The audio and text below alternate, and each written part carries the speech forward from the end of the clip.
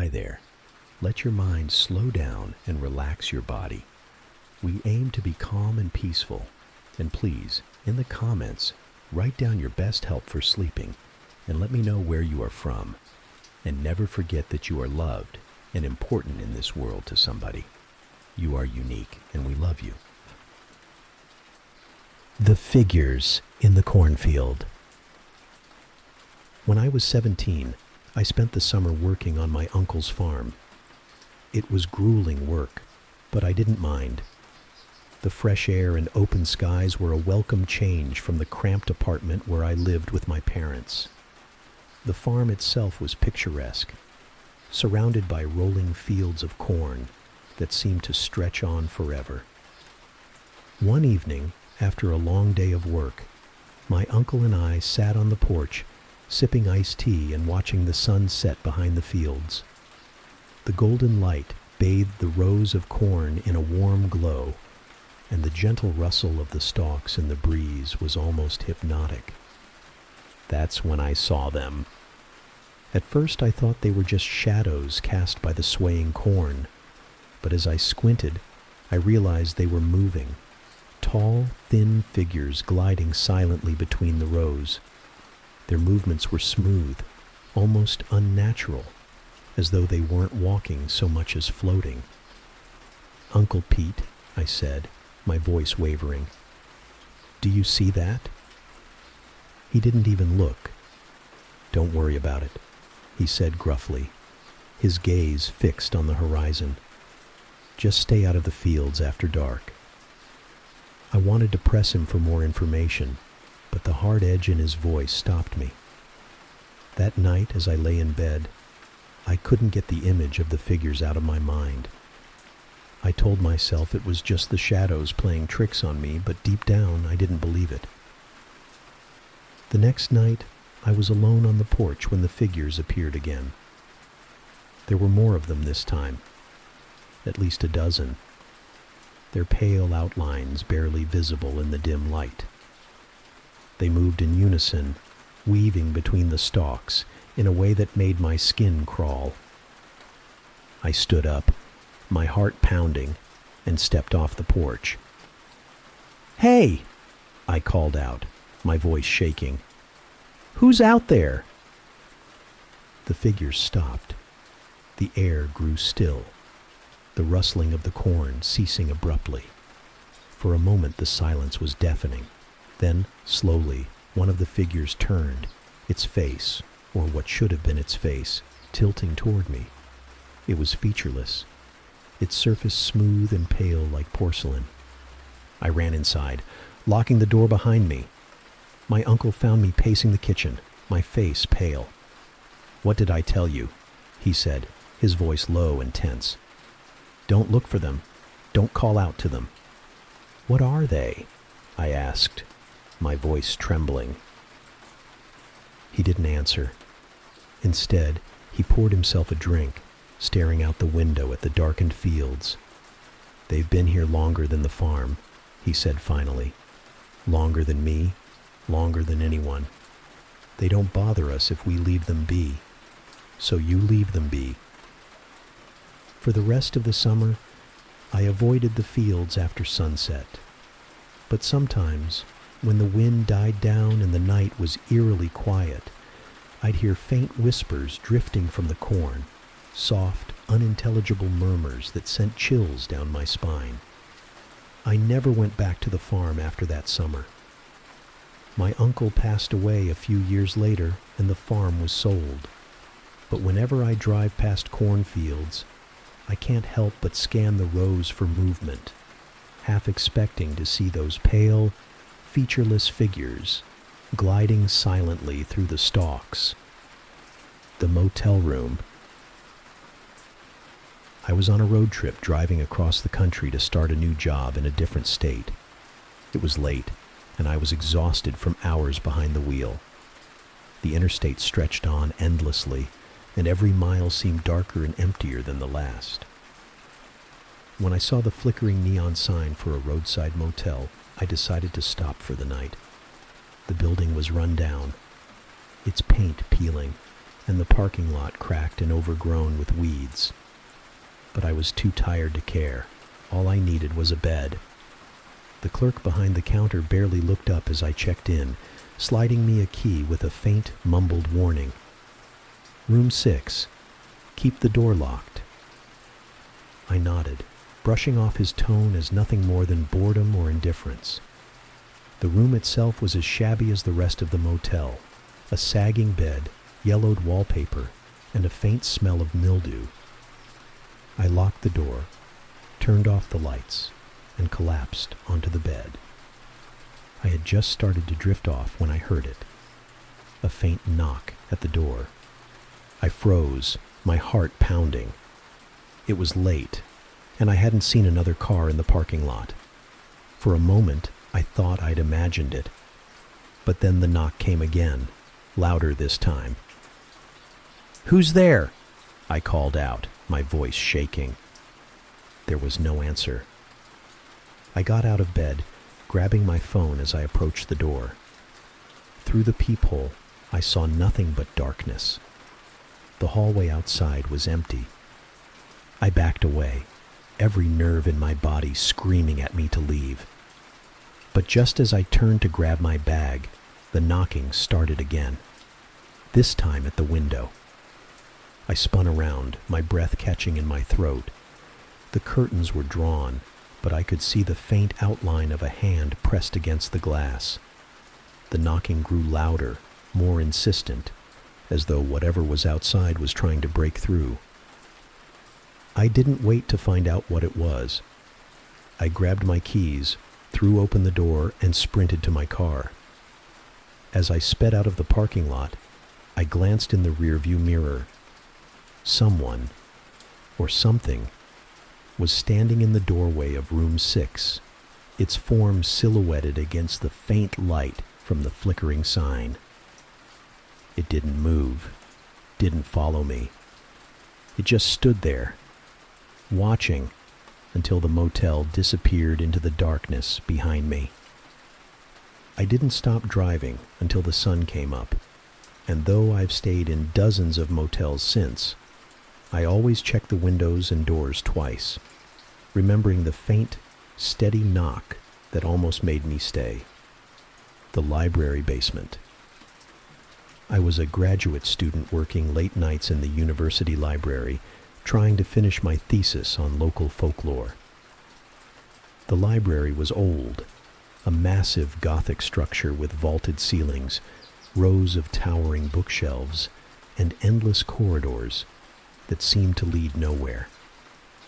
It had a charm that felt like stepping into another time, but at night, it was unsettlingly quiet.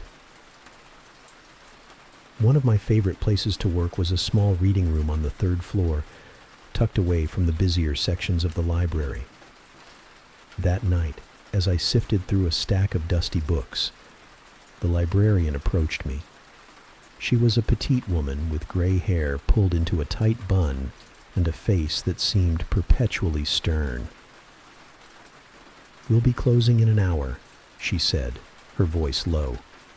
"If you need anything else, you'll have to find it quickly." I nodded, thanking her, and she walked away. As I packed up my things, I remembered a book I'd read about in a reference guide, one that might contain information crucial to my research. It was listed as being in the basement archives, a part of the library I'd never been to. When I asked the librarian for access, she hesitated. "The basement?" she repeated, her tone unusually sharp. "It's not a place students are encouraged to go." "But I need it for my thesis," I insisted. "It's important." She sighed, studying me for a moment before relenting. "Fine," she said, "but be quick, and if you hear anything strange, come back immediately." I didn't ask what she meant. I followed her to a heavy wooden door at the end of a long hallway. She unlocked it with a large brass key, the door creaking loudly as it swung open to reveal a narrow staircase leading down into darkness. "Leave the door open," she instructed. And don't wander. The air grew colder as I descended, the scent of damp stone and old paper filling my nostrils. At the bottom of the stairs was a long corridor lined with shelves, each one crammed with books and documents that looked like they hadn't been touched in decades. I found the section I needed quickly, the spines of the books coated in a thick layer of dust. As I flipped through one of the volumes, I heard it. A faint whisper, just barely audible over the silence.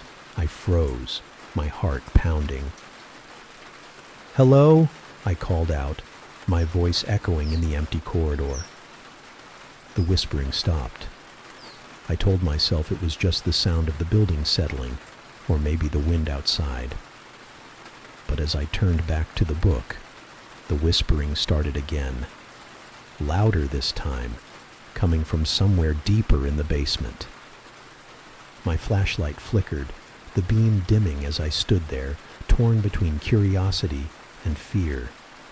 Against my better judgment, I followed the sound, my footsteps muffled by the cold, uneven stone floor. The corridor twisted and turned, the shelves growing sparser as I went. Eventually, I reached the end. A blank stone wall, bare except for a single book lying open on the floor. The whispering stopped the moment I stepped closer. I knelt to pick up the book, my hands trembling. Its pages were blank, save for a single line scrawled in dark, jagged handwriting. "Turn around." The air grew colder, and I felt a presence behind me, something heavy and oppressive. I didn't dare move, my breath hitching as I strained to hear. Then, slowly, I turned. The corridor was empty. I bolted back the way I'd come, the flashlight flickering wildly as I ran. The shadows seemed to stretch and shift, the whispering following me like a chorus of voices just out of reach. When I reached the staircase, the door at the top was closed. I pounded on it, screaming for help, until the librarian opened it from the other side. Her face was pale, her expression grim as she pulled me through and slammed the door shut. "You shouldn't have gone down there," she said, locking the door with shaking hands. Some things in this library were never meant to be found. I didn't ask what she meant. I never went back to the basement, and I changed my thesis topic the next day.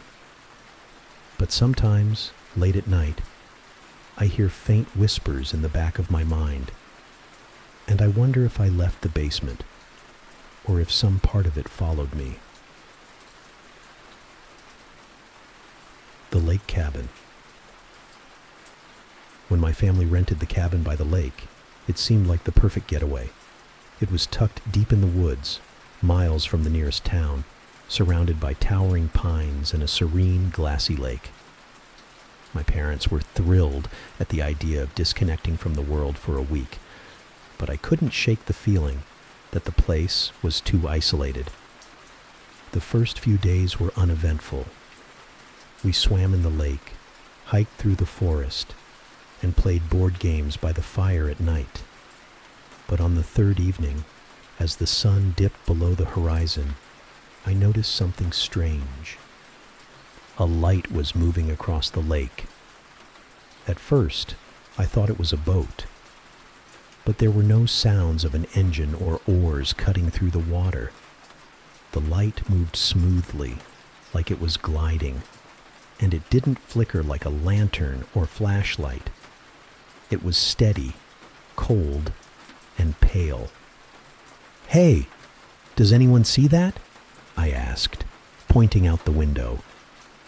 My dad glanced up from his book, frowning. "Probably just a reflection," he said. "Don't worry about it." But I couldn't stop watching. The light continued its slow path across the water, pausing briefly in the center of the lake before disappearing beneath the surface. That night, I couldn't sleep. I lay in bed, staring at the ceiling, listening to the faint lapping of water against the shore. Just as I started to drift off, I heard it, a soft tapping on the cabin window. My heart leapt into my throat as I sat up, straining to see through the darkness. The tapping came again, more insistent this time.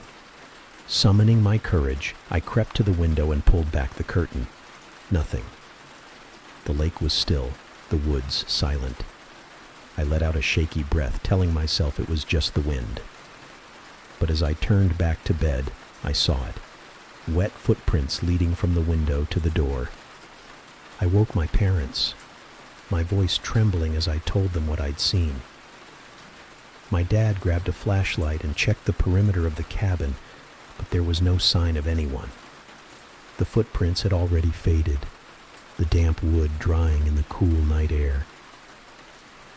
The next day, I refused to go near the lake. My parents dismissed my fears as nerves, but I couldn't shake the feeling that something was watching us from beneath the water. That night, the light returned, brighter and closer than before. It hovered just beyond the shore, casting long, shifting shadows across the trees. And then, slowly, it began to move toward the cabin. We left the next morning, cutting our trip short. My parents still joke about my overactive imagination, but I know what I saw, and I know that whatever was in that lake wasn't human. The locked ward. When I started my first job as a nurse, I was assigned to the night shift at an old psychiatric hospital on the edge of town. The building was massive, its halls lined with faded wallpaper and dim, flickering lights. Most of the patients were elderly and harmless, their days spent shuffling through the common areas or sitting quietly in their rooms. But there was one part of the hospital everyone avoided: the old wing. The old wing had been closed for decades. Its doors were locked, its windows boarded up, and its halls left to gather dust. No one ever talked about why it was abandoned, and the few times I asked, I was met with vague answers or nervous glances. One night, during a particularly slow shift, I found myself drawn to the locked doors of the old wing. My curiosity had been building for weeks, and I finally decided to take a closer look. I told myself it was just an empty part of the building, nothing to be afraid of. I found the keys in the supply closet. My hands trembled as I slid the heavy key into the lock, the tumblers clicking loudly in the silence. The door creaked open, revealing a dark corridor that smelled of mildew and something faintly metallic. The air inside was heavy, as if the space itself was holding its breath. I shone my flashlight down the hall, the beam cutting through the darkness to reveal rows of empty rooms. The walls were bare, the paint peeling in long, jagged strips. I stepped inside, the door swinging shut behind me with a soft thud. The silence was oppressive, broken only by the faint echo of my footsteps. As I moved farther down the hall, I noticed something strange. Scratches on the walls. They were deep and erratic, as if someone had clawed at the plaster with their bare hands. My stomach churned as I traced the marks with my fingers. A sudden noise made me jump. It was faint, barely audible. A low, shuffling sound coming from one of the rooms ahead. My flashlight flickered as I stepped closer, my breath catching in my throat. "Hello?" I called out, my voice trembling. The shuffling stopped. I peered into the room, my flashlight revealing an old hospital bed, its mattress torn and stained. For a moment, I thought it was empty. Then I saw it. Something moving beneath the bed. It was small and quick, a shadow darting out of sight before I could fully register what it was. I backed away, my pulse pounding in my ears. That's when I heard it, a low, guttural whisper coming from all around me. "Get out!" The words were barely a breath, but they sent a chill down my spine. I turned and ran, my flashlight swinging wildly as I stumbled back down the hall. The whispers grew louder, overlapping and echoing, filling the corridor with a cacophony of voices. When I reached the door, it wouldn't budge. The whispers turned into screams, high-pitched and deafening, as I pounded on the door, tears streaming down my face. Finally, the door flew open, and I fell into the main hallway. One of the other nurses stood there, her face pale. "What were you doing in there?" she demanded, pulling me to my feet. I couldn't answer. I just stared at the door, now firmly shut, the screams fading into silence. I quit a week later. The hospital closed a few years after that, and the old wing was demolished. But sometimes when I pass by the empty lot where it once stood, I swear I can still hear the whispers, faint and accusing, calling me back. The room upstairs.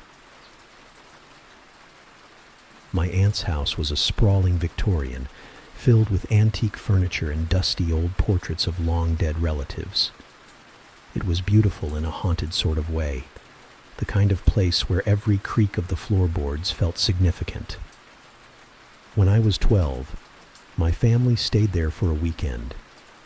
My parents took the guest room on the second floor, while I was given a small room tucked away at the end of the hall. It was a cozy space, with a canopy bed and a large window that overlooked the garden. But there was another room upstairs. It was locked, my aunt told us, and had been for years. "It's just storage," she said when I asked about it. But the way her voice wavered made me think there was more to the story. The first night as I lay in bed, I heard it. A faint tapping sound coming from above. At first I thought it was a branch scraping against the roof, but the rhythm was too deliberate, too purposeful. I got up and crept into the hallway, my bare feet silent on the wooden floor. The house was dark, the only light coming from the moon shining through the tall windows. The tapping continued, steady and unrelenting, as I made my way toward the staircase that led to the third floor. The stairs creaked under my weight as I climbed, the sound of the tapping growing louder. When I reached the landing, I saw the door, tall and heavy, its surface scratched and scarred. The handle was rusted, and a thick padlock hung from the latch. The tapping stopped. I stood there, my heart pounding, staring at the door. Then slowly the handle began to turn, the padlock rattling as though someone, or something, was trying to open it. I ran back to my room, slamming the door shut and diving under the covers. I didn't sleep for the rest of the night, my ears straining for any sound.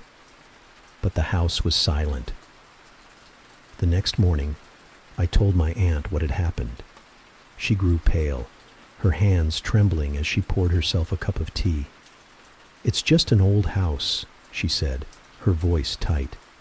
"You probably imagined it." But I didn't believe her, and the next night, the tapping started again. I never went near the door after that. My family left at the end of the weekend, and I haven't been back to my aunt's house since. But sometimes, in the dead of night, I dream of that locked room, and in my dreams, the door is always open.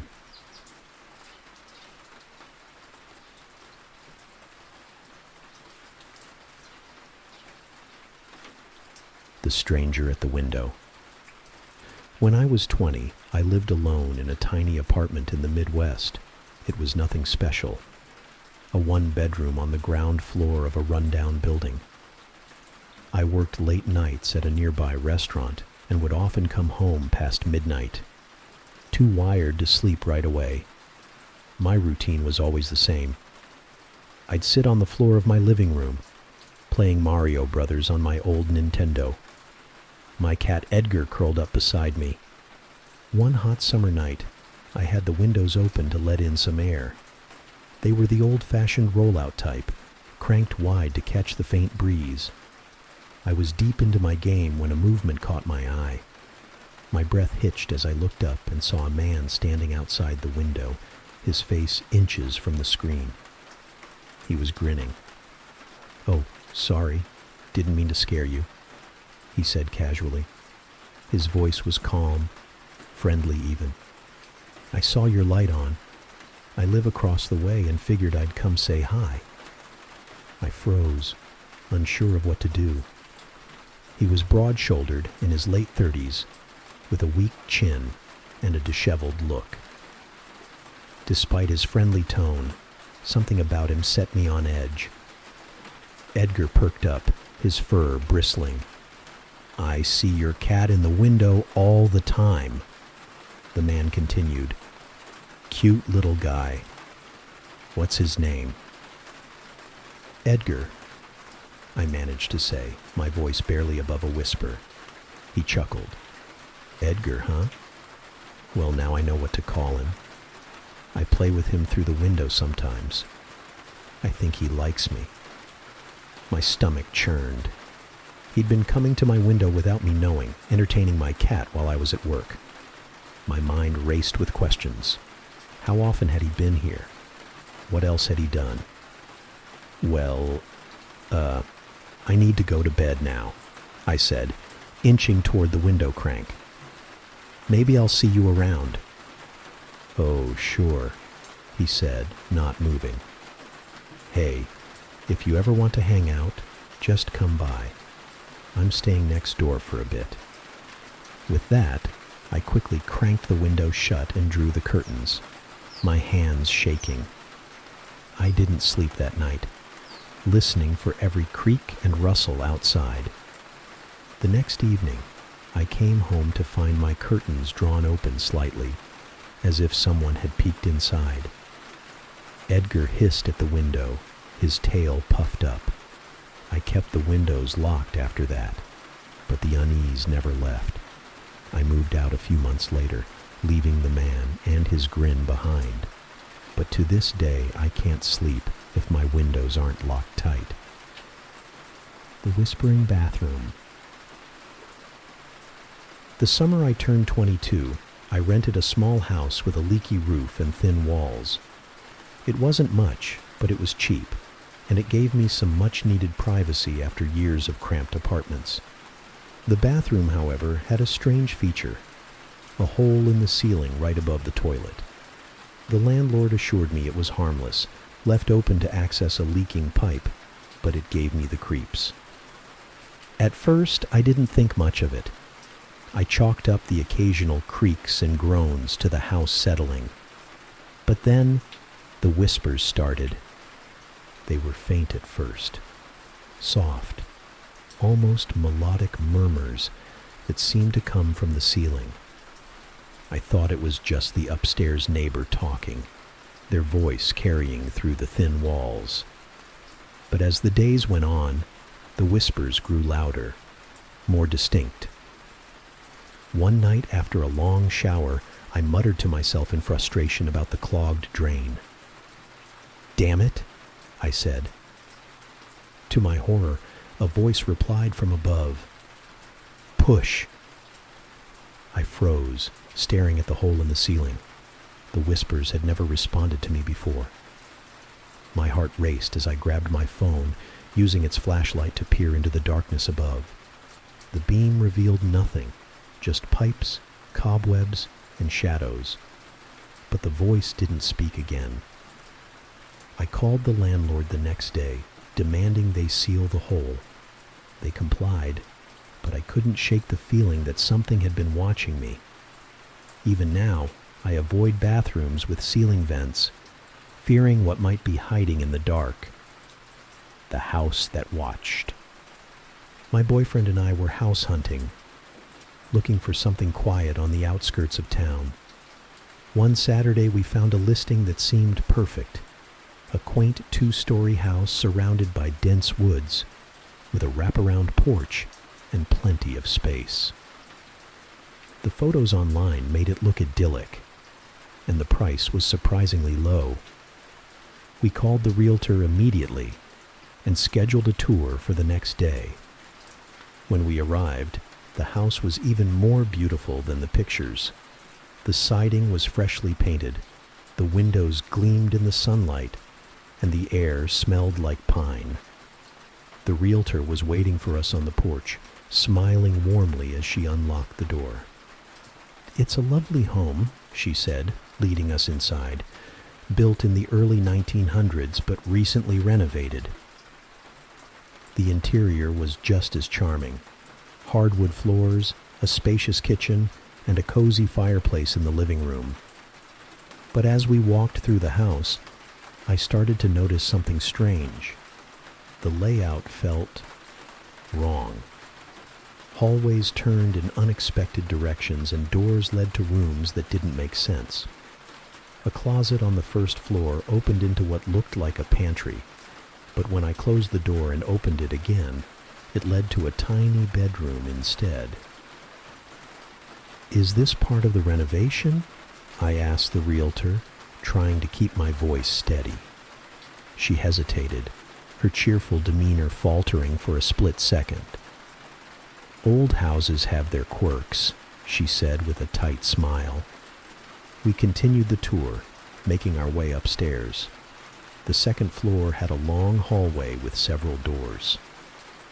The realtor pointed to each one as she explained. "Master bedroom, guest room, bathroom." Her voice trailed off as we reached the end of the hall. There was one more door, but she didn't mention it. It was plain and unmarked, with no handle or keyhole. My boyfriend reached out to touch it, but the realtor stepped in front of him quickly. "That one's locked," she said, her tone sharp. "It's just an old storage room." "Can we see inside?" I asked, frowning. "Not today," she replied, already heading back toward the stairs. "Let's move on."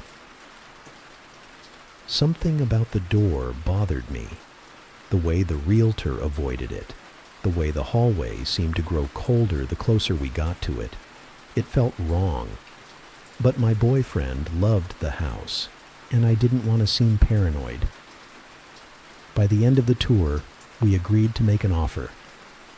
We moved in 2 weeks later. The first few days were uneventful. We unpacked, decorated, and started settling in. But the unease I'd felt during the tour never went away. The house felt too quiet, the kind of silence that presses against your ears and makes your skin crawl. Then, one night, I heard it. It was faint at first, just a soft creaking sound coming from upstairs. I told myself it was the house settling or the wind outside. But the creaking grew louder, turning into slow, deliberate footsteps. They echoed down the hallway, stopping right outside our bedroom door. "Did you hear that?" I whispered to my boyfriend, shaking him awake. He sat up groggy. "Hear what?" The footsteps stopped. I got up, grabbing the baseball bat we kept under the bed, and opened the door. The hallway was empty, but the air felt heavy, almost suffocating. I glanced toward the far end of the hall, where the locked door stood. It was slightly ajar. "Did you open that?" I asked my boyfriend, my voice shaking. "What?" "No," he said, coming to stand behind me. The door creaked as I stepped closer, the shadows beyond it shifting in the dim light. My boyfriend grabbed my arm. "Don't," he said. "We'll call the realtor tomorrow." But I couldn't stop myself. I pushed the door open, revealing a small, empty room. The walls were bare, the floor covered in dust. At first, I thought it was just a forgotten storage space. Then I noticed the window. It was a tiny, square opening high on the wall, too small for anyone to climb through. But when I looked closer, I realized it didn't lead outside. It looked into another room. "What the hell?" I muttered, shining my flashlight through the window. The room beyond was identical to the one we were standing in, down to the dust on the floor.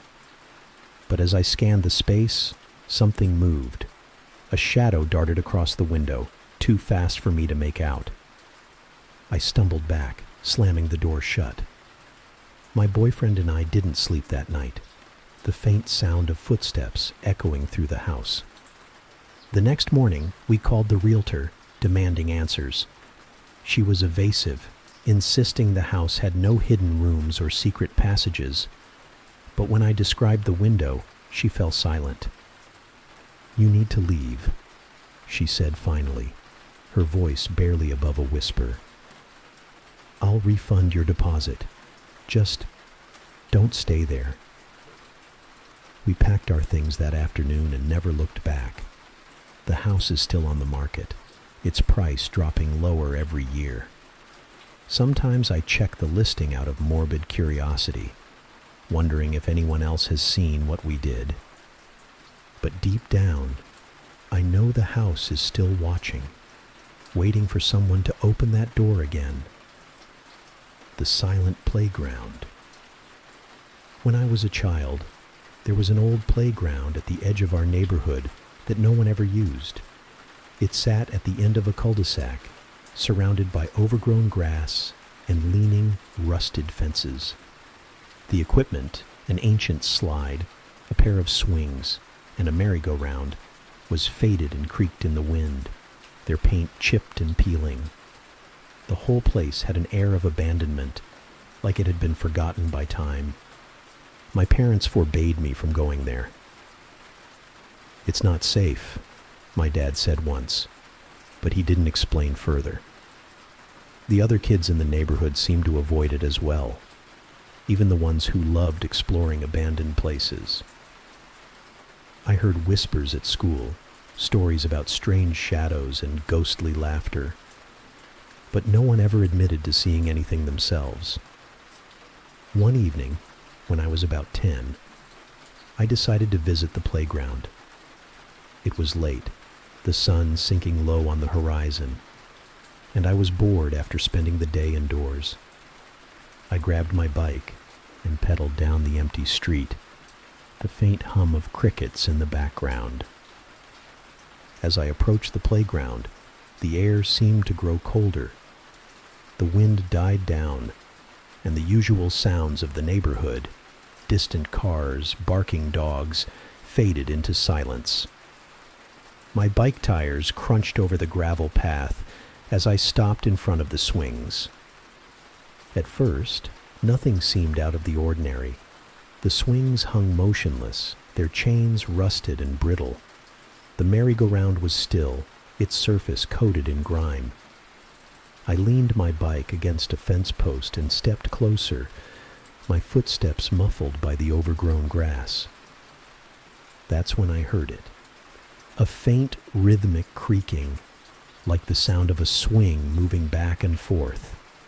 I froze, my heart pounding as I scanned the playground. The swings were still motionless, but the creaking continued. I turned toward the merry-go-round, and my stomach dropped. It was spinning slowly, its rusted surface groaning with each turn. There was no wind, no one else around. My breath hitched as I stepped back, my mind racing. Then I heard the laughter. It was faint, almost imperceptible, but it sent a chill down my spine. The sound was high-pitched, childlike, and it seemed to come from everywhere at once. I backed toward my bike, my hands trembling as I fumbled with the handlebars. "Stay," a voice whispered. I spun around, expecting to see someone behind me, but the playground was empty. The laughter grew louder, mingling with the creaking of the merry-go-round, which was spinning faster now. The air felt heavier, pressing against my chest. Without thinking, I jumped onto my bike and pedaled as fast as I could. The sound of the laughter followed me, fading only when I reached the main road. I didn't stop until I was back home, slamming the door behind me. I told my parents what had happened, but they just shook their heads. "That playground has been trouble for years," my dad said, his face unusually grim. "Stay away from it." I never went back, but I couldn't shake the feeling that something had followed me. For weeks, I'd wake in the middle of the night to the faint sound of creaking, like a swing moving in the breeze. The noise always stopped when I turned on the light. Years later, I heard they tore the playground down, replacing it with a parking lot.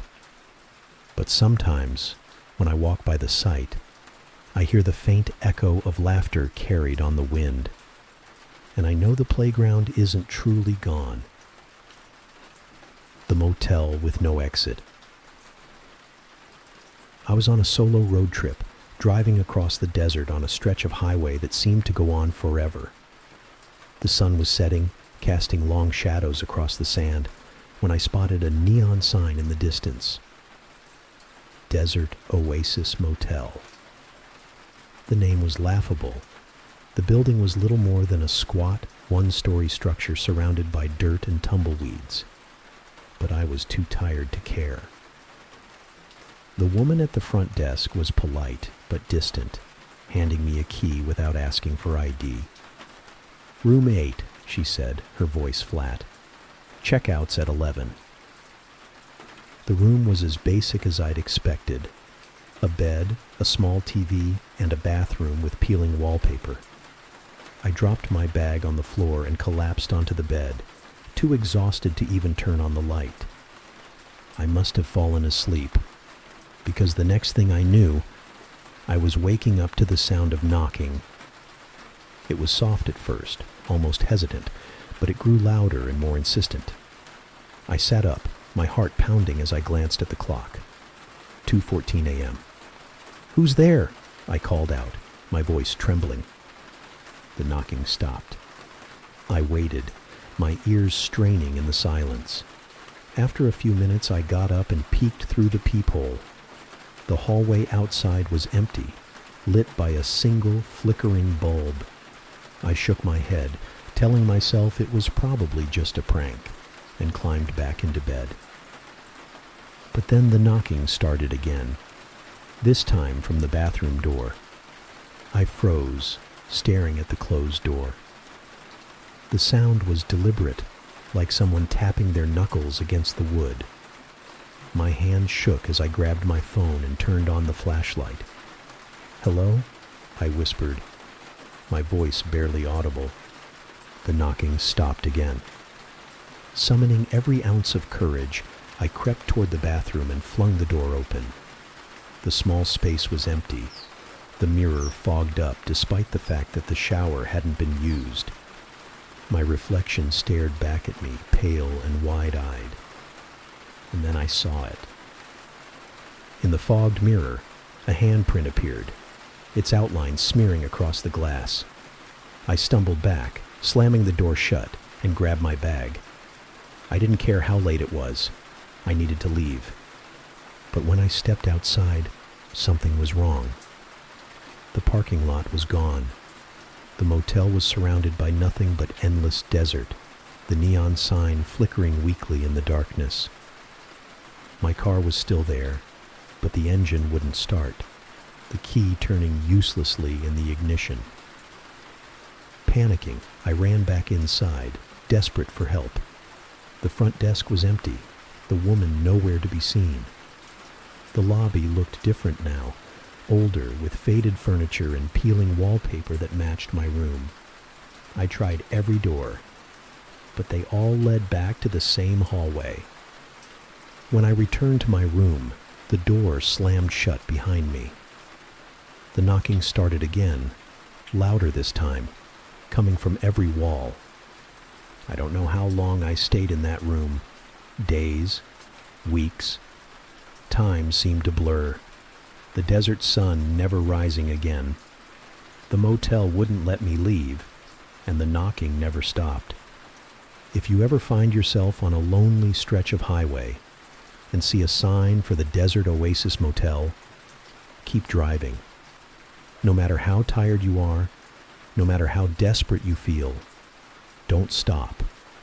Because once you check in, you'll never check out. The face in the pond.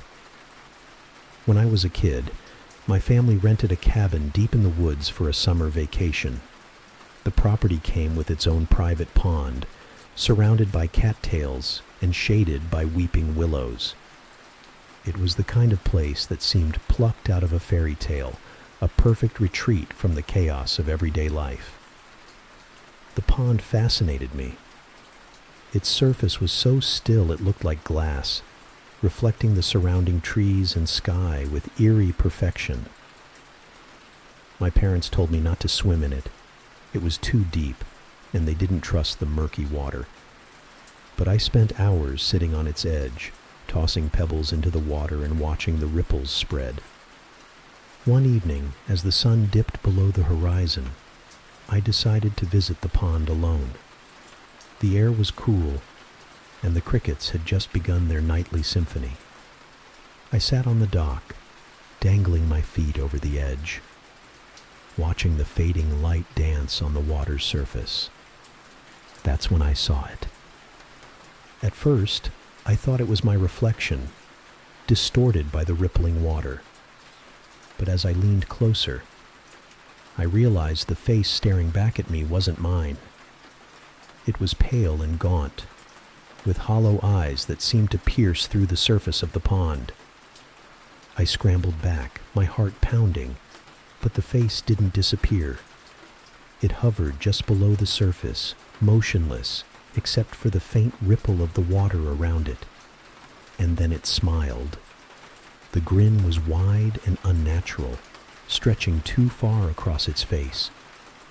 Its teeth were sharp, glinting faintly in the dim light. I stumbled to my feet, backing away from the edge of the dock, but I couldn't tear my eyes away. "Who's there?" I whispered, my voice trembling. The face tilted slightly, as if listening. Then, slowly, it began to rise. A pale, skeletal hand broke the surface of the water, reaching toward me with fingers that were impossibly long. I turned and ran, the sound of splashing water echoing behind me. I didn't stop until I was back inside the cabin, slamming the door shut and locking it. When I told my parents what I'd seen, they dismissed it as my imagination. "The water plays tricks on your eyes," my dad said, patting my shoulder. "You've been reading too many ghost stories." But I knew what I saw. For the rest of the vacation, I avoided the pond. But on our last night, as we packed the car, I glanced toward the water one final time. The surface was calm and still, reflecting the starry sky above. And then, just for a moment, I saw the face again, grinning up at me from the depths.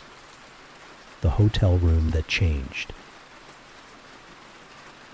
On a business trip last winter, I stayed at a boutique hotel in the heart of the city. It was one of those trendy, high-end places with sleek furniture and dim lighting that made everything feel expensive. My room was on the 9th floor, tucked at the end of a long hallway. When I checked in, everything seemed normal.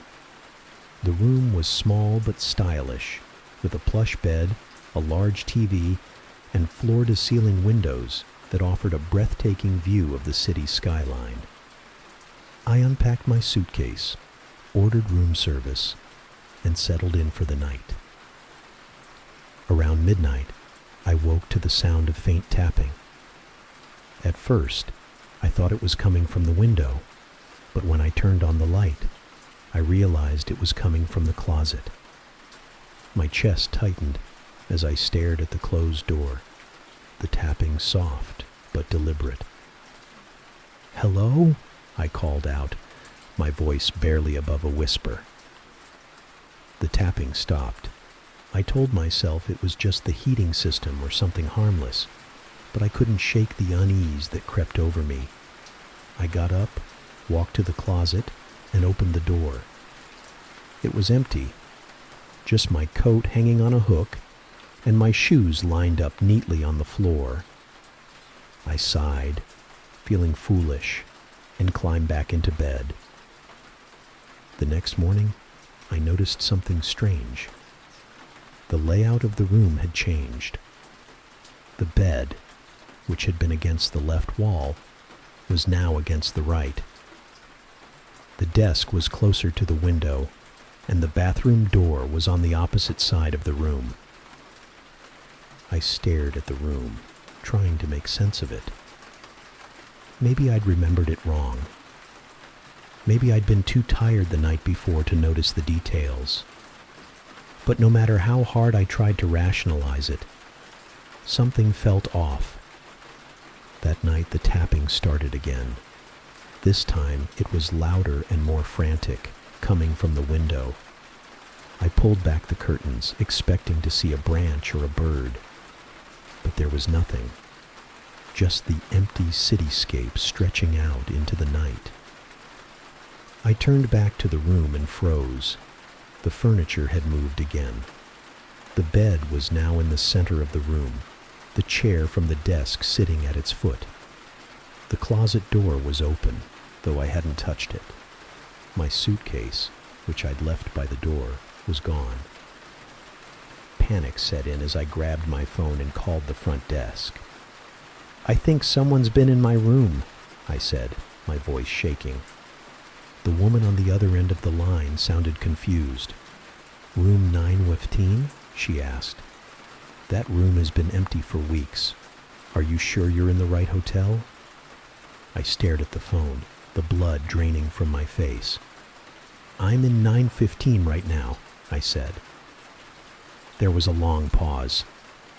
"I'll send someone up," she said finally, her tone uncertain. The line went dead, and the tapping started again, this time from inside the bathroom. I didn't wait for the staff.